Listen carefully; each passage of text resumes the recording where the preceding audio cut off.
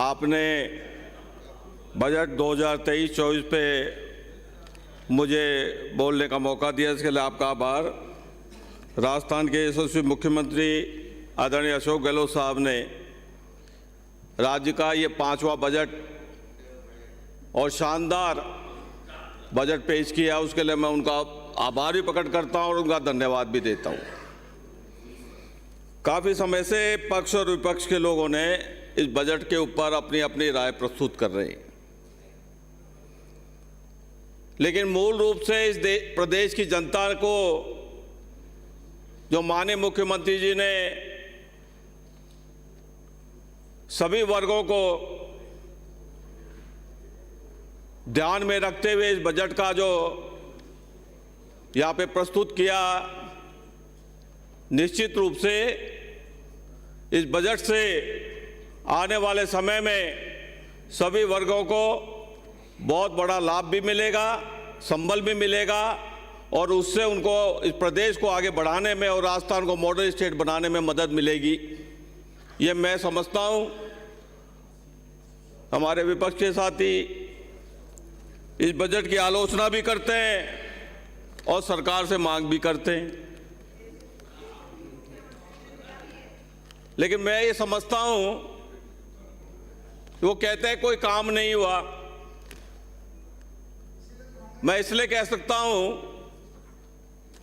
कि मेरे विधानसभा क्षेत्र में बजट जो घोषणाएं हुई उसमें कई तो पूरी हो चुकी और कुछ पाइपलाइन में है, काम चल रहा है और मैं समझता हूं कि आने वाले समय में वो भी पूरी होकर के उसका भी काम पूरा हो पाएगा। मुझे एक कागज कॉलेज की बात कर रहे थे, कॉलेज का निर्माण कार्य मेरे यहाँ चल रहा है और अप्रैल के अंदर कंप्लीट हो जाएगा।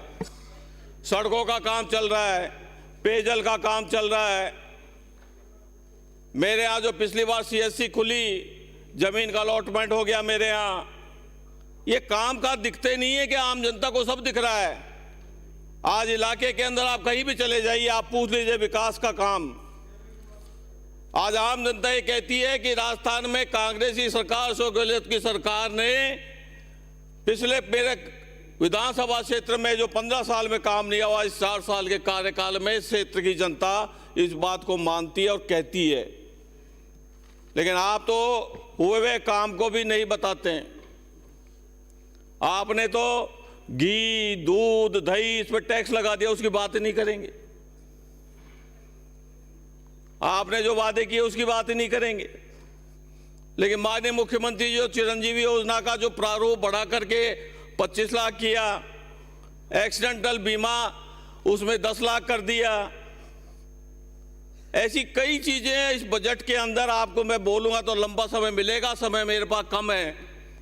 लेकिन इसके अंदर बजट के रूप में जो भी आज सभी वर्गों को साथ रखते हुए माननीय मुख्यमंत्री जी ने जो राहत दी है और इस बजट के द्वारा उनको संबल दिया है, वो आपके सबके सामने है।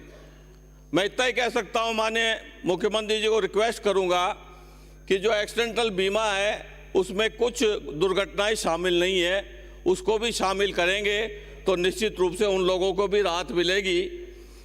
उदाहरण के तौर पर जैसे माइनिंग में कोई हादसा हो जाता है, कोई दुर्घटना में ख़त्म हो जाता है, उसको इसका लाभ नहीं मिल रहा है।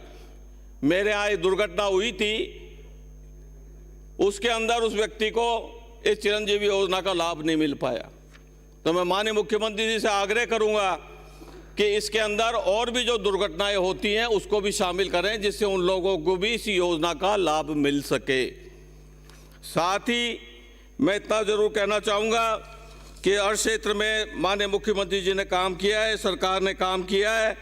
मेरे विधानसभा क्षेत्र में भी काम हुआ है, चाहे वो शिक्षा का क्षेत्र हो, चाहे स्वास्थ्य का क्षेत्र हो, चाहे पानी का हो, चाहे बिजली का हो, चाहे सड़कों का हो, अनेकों काम मेरे विधानसभा क्षेत्र में हुए हैं। मैं अभी इस बजट में भी माननीय मुख्यमंत्री जी ने मुझे कई सारी सौगातें दी हैं, उसके लिए भी मैं उनका आभार प्रकट करता हूं, धन्यवाद देता हूं और उम्मीद करता हूं कि जो 10 करोड़ रुपए जो सड़कों के लिए पिछली बार दिए वो इस बार भी दिए हैं।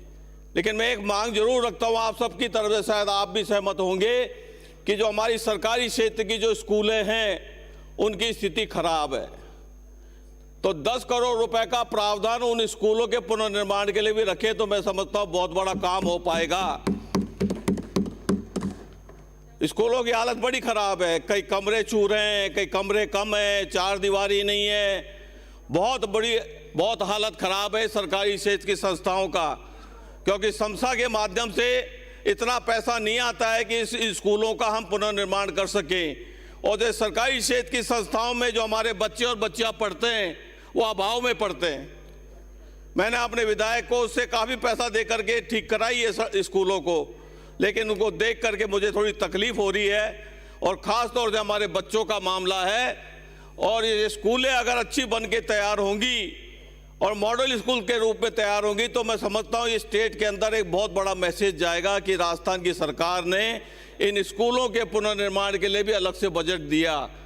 क्योंकि बहुत समस्या सामने आती है, हम इलाके में जब जाते हैं तो ज़्यादातर स्कूलों में जब प्रोग्राम में जाते हैं तो एक ही मांग होती है कि कई कमरे दे दो, कई चार दीवारी का काम दे दो, कई कमरों के पुनर्निर्माण के लिए पैसे दे दो।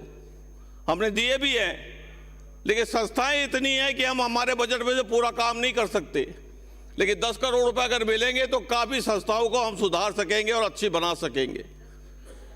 और साथ में जो हमारा जो पीडब्ल्यूडी का और पीएचडी का काम, टेंडर प्रक्रियाएं जो चलती हैं, इनके निस्तारण का और इनके काम का कोई समय सीमा आप तय करें, जिससे कि ये काम जल्दी से जल्दी शुरू हो और जल्दी से जल्दी खत्म हो। कई चीज़ें बहुत लंबे समय तक चली जाती हैं और उनका काम पूरा नहीं हो पाता है। तो मैं आपके माध्यम से माननीय मुख्यमंत्री जी से और मंत्री जी से भी निवेदन करूंगा, इसको समयबद्ध तरीके से पूरा कराने का काम करें, जिससे कि आम जनता को उससे राहत मिले। कोई योजना बनती है 6 महीने तक नहीं होती है, आपके ठेकेदार भग जाते हैं, फिर वो सड़क पड़ी रह जाती है। कोई इसका प्रोसीजर ऐसा बनाए कि वो समय सीमा में वो सड़क तैयार हो करके आम जनता को समर्पित हो सके। साथ ही मैं अपने क्षेत्र की बात को रखूंगा। मेरे यहाँ बहुत समय से रोडवेज का डिपो चलता है, लेकिन उसको पूर्ण दर्जा नहीं मिला है। मैं माननीय मुख्यमंत्री जी से और मंत्री जी से मांग करूंगा कि उसको डिपो का दर्जा दिया जाए, क्योंकि वो आर्थिक रूप से मजबूत भी है और उसको डिपो का दर्जा मिल भी सकता है। तो मैं मांग करूंगा माननीय मुख्यमंत्री जी से कि उसको, साथ ही मेरे विधानसभा क्षेत्र का कुछ हिस्सा चौमू साइड भी लगता है, और मैं मांग करूंगा कि खेजरोली जो हमारी बहुत बड़ी पंचायत है अभी, और आसपास में और भी पंचायतें लगती हैं, वहाँ पे कन्या महाविद्यालय खोला जाए या महाविद्यालय खोला जाए। साथ ही मेरे यहाँ जो बहुत सालों से महिलाओं बच्चियों का जो कॉलेज चलता है शाहपुरा में, काफ़ी बड़ी स्ट्रेंथ है वहाँ। पिछली बार में रसायन विज्ञान में पीजी खुली थी, इस बार भी मैं चाहूँगा कि माननीय मुख्यमंत्री जी अंग्रेजी में वहाँ पीजी खोलें तो हमारे बच्चियों को बहुत बड़ा लाभ मिलेगा। साथ ही हमारे यहाँ कुछ पीएससी हैं जिनको सीएससी बनाया जाए, माननीय मुख्यमंत्री जी को मैंने लिख कर भी दिया है।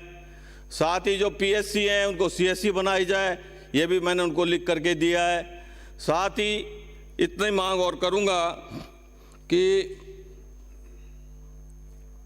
बहुत लंबे समय से शाहपुरा जिले की मांग करता आया है, और मैं इसके माध्यम से मैं जनता की तरफ से एक प्रतिनिधि होने के नाते मैं अपनी उस मांग को पुनः दोहराऊंगा कि शाहपुरा को भी जिला बनाने की घोषणा माननीय मुख्यमंत्री जी बजट में करेंगे। तो मैं उनका आभार प्रकट करता हूं, धन्यवाद दूंगा। आपने बोलने का मौका दिया। जय हिंद, जय भारत।